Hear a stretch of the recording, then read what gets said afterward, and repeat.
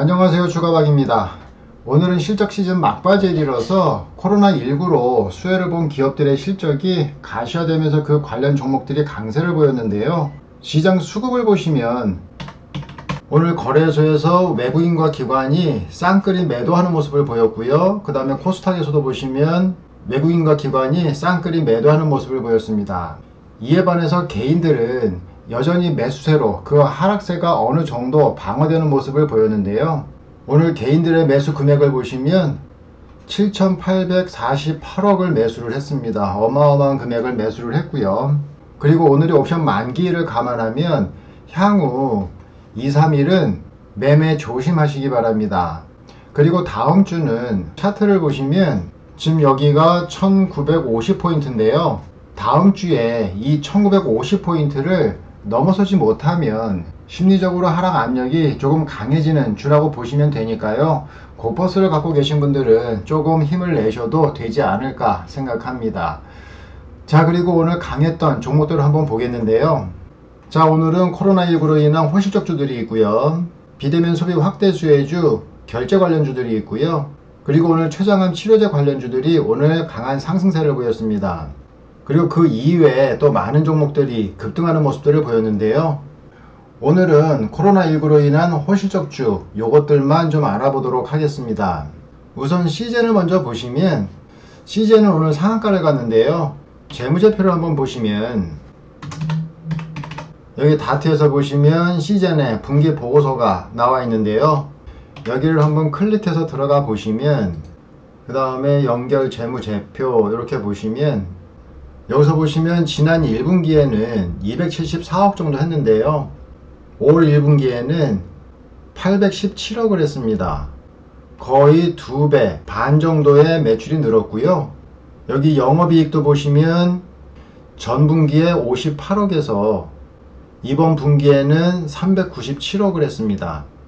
그리고 여기에 당기순이익도 보시면 49억에서 336억을 했는데요. 실적이 크게 개선된 모습을 보이고 있죠.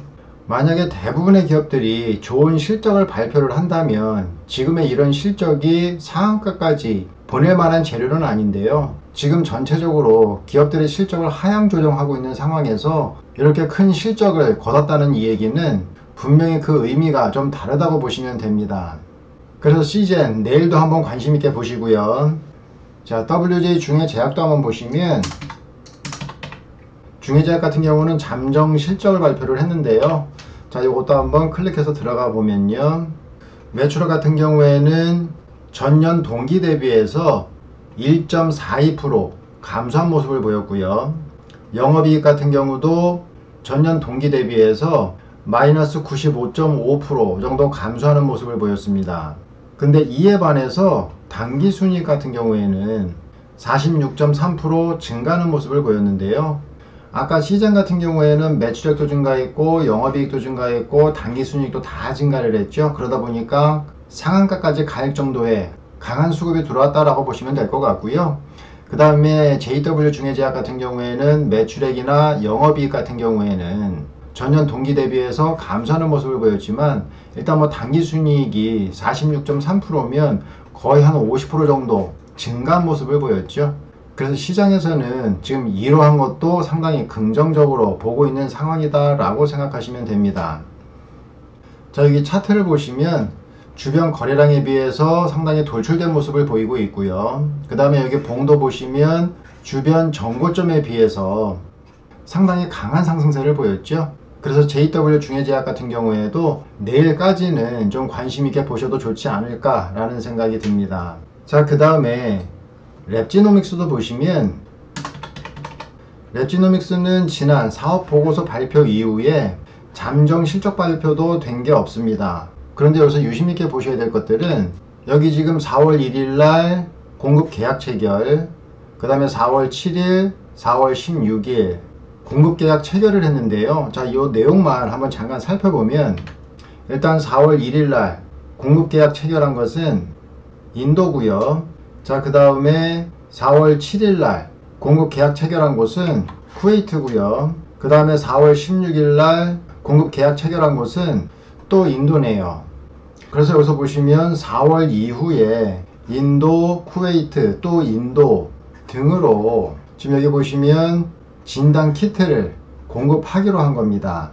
그래서 이런 부분들은 어차피 향후 2분기 실적에 반영될 가능성이 크죠. 그래서 차트를 보시면 사실 지금 자리는 매수해서 들고 가기에는 상당히 부담스러운 자리라고 보시면 되고요.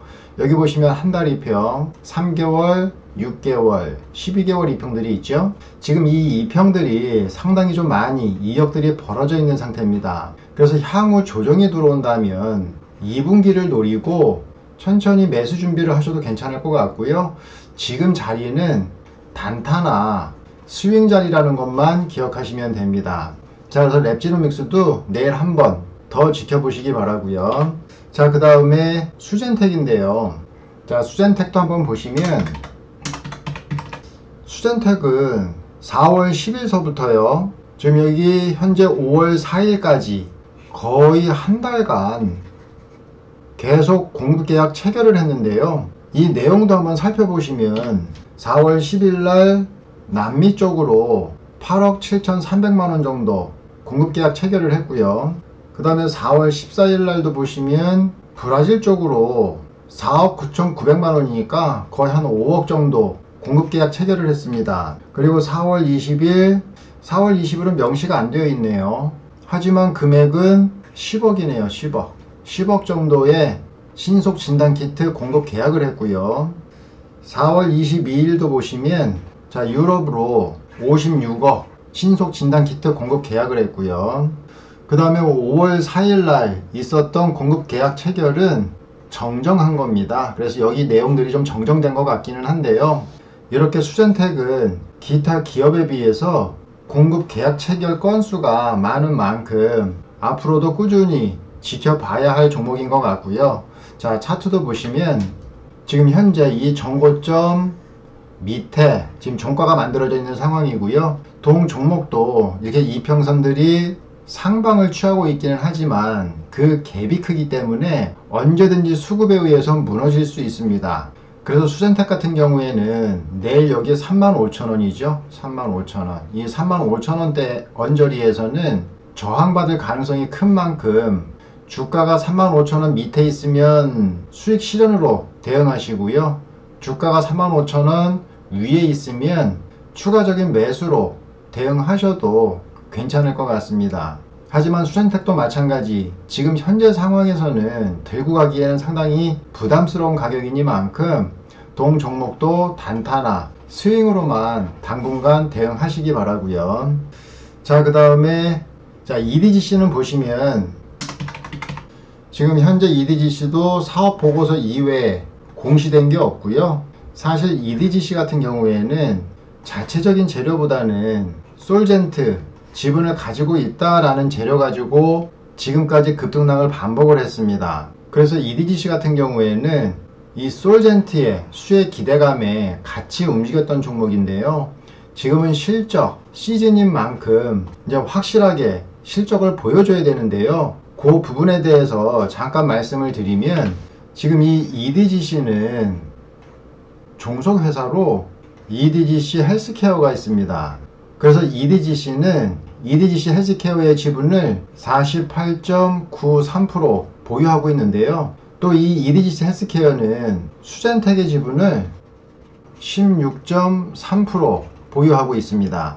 자, 그럼 여기서 하나 보셔야 될 게 이번 수젠텍의 매출액은 61억 3천이고요. EDGC의 매출은 569억입니다. 일단 이것만 봐도 EDGC가 수젠텍에 거의 한 10배의 매출을 올리고 있고요. 실질적으로 EDGC는 이 수젠텍의 이익 지분을 8% 정도 취할 수 있습니다.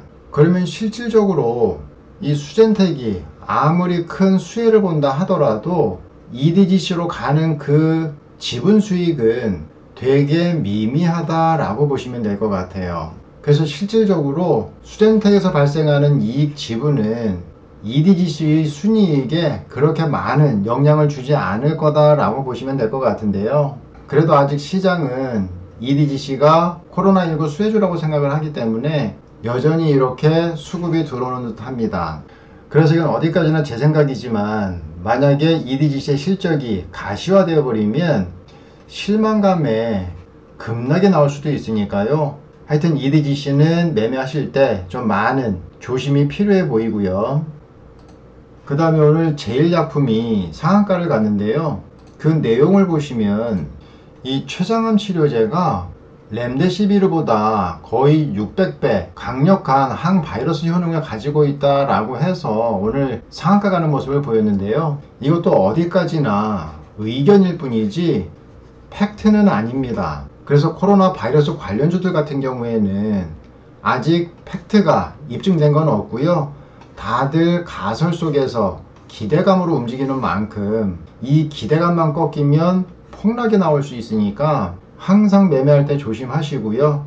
이 제일바이오 차트로 보시면 그동안 부재했던 거래량이 오늘 상당히 크게 터졌죠. 그러면서 상한가 가는 모습을 보였는데요.